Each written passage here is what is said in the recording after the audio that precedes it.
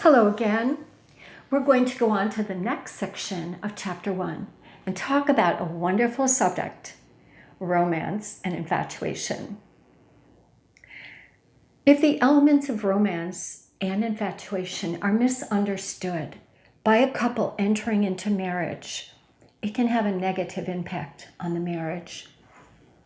To gain a perspective on this subject, let's look back in history.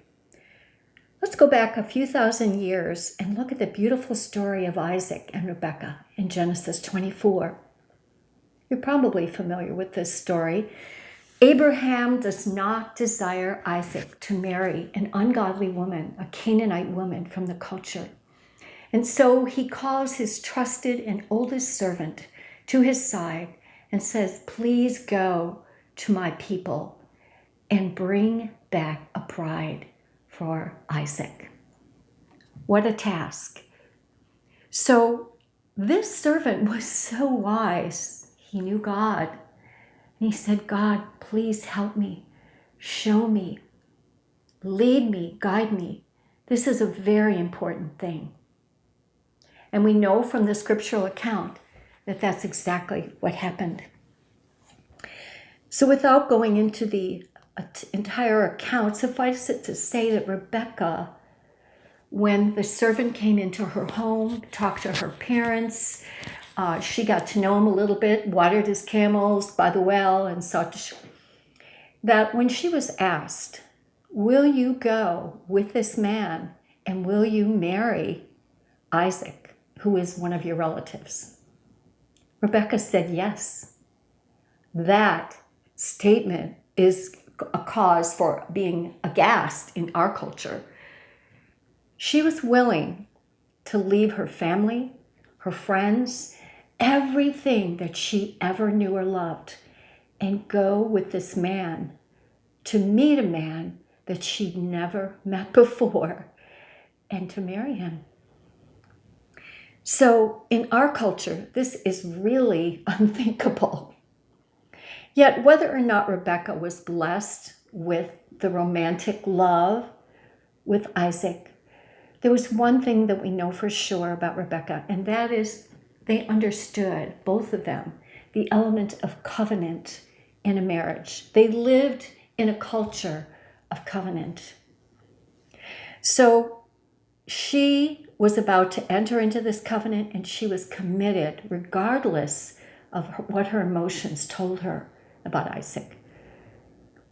So if we fast forward a few millenniums, we see that marriages are still being arranged, but for different reasons, not so much for spiritual reasons, but for financial, positional, political reasons.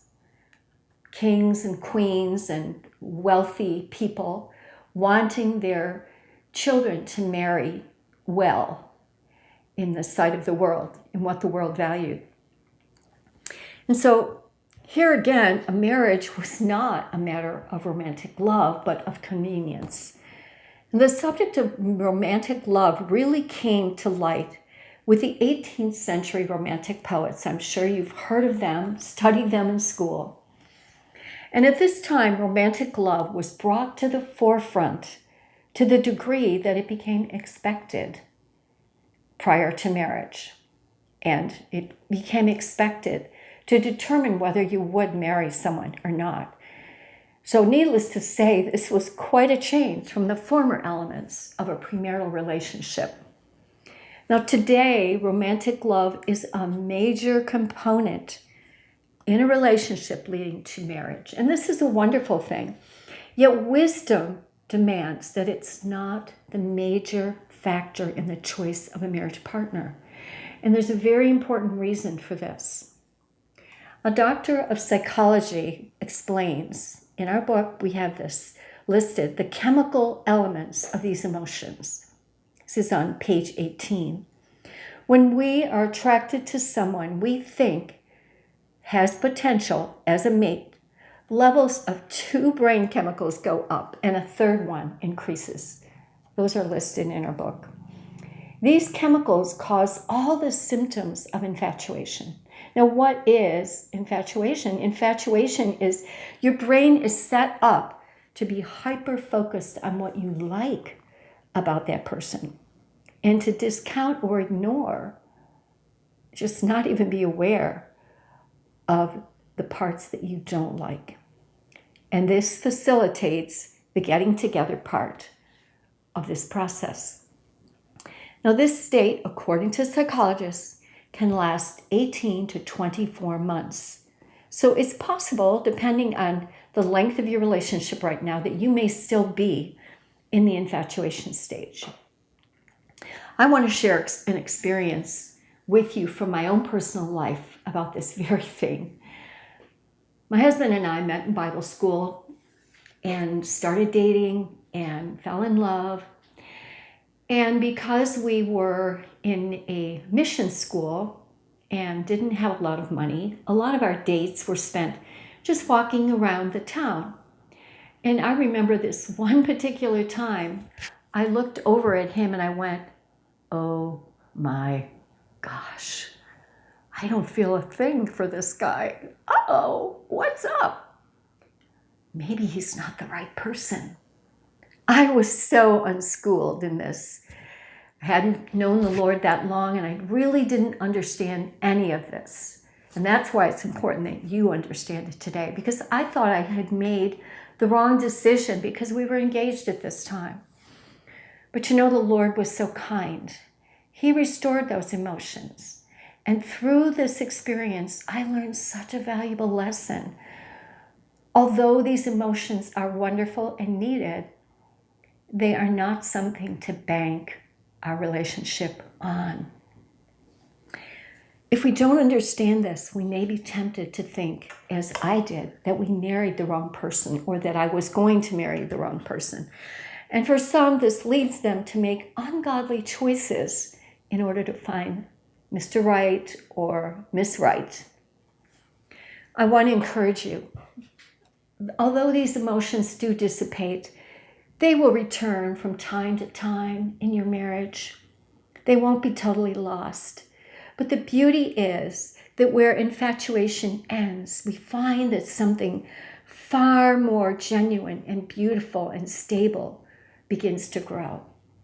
And that's a godly love for one another.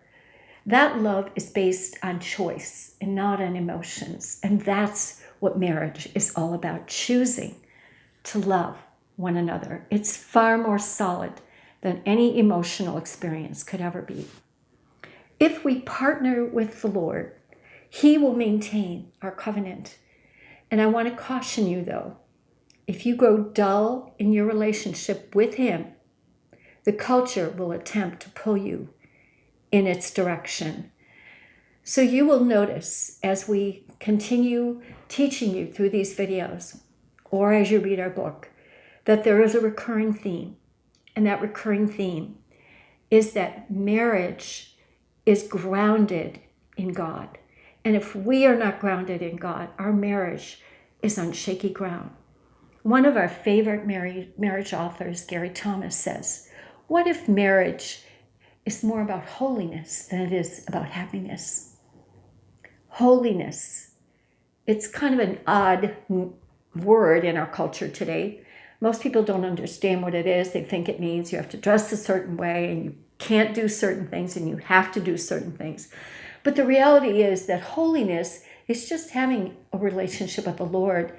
Because when we love Him, the scriptures say, if you love me, you will obey me. And so we will find ourselves doing things that please the Lord. In other words, living a holy life. So we must be very cautious to seek the Lord in our marriage. And you know, it's so sweet because when we don't seek the Lord in our marriage, we find a great lack of happiness. But when we seek the Lord in our marriage, we will have holiness, but we will also have happiness. Thanks for joining me today.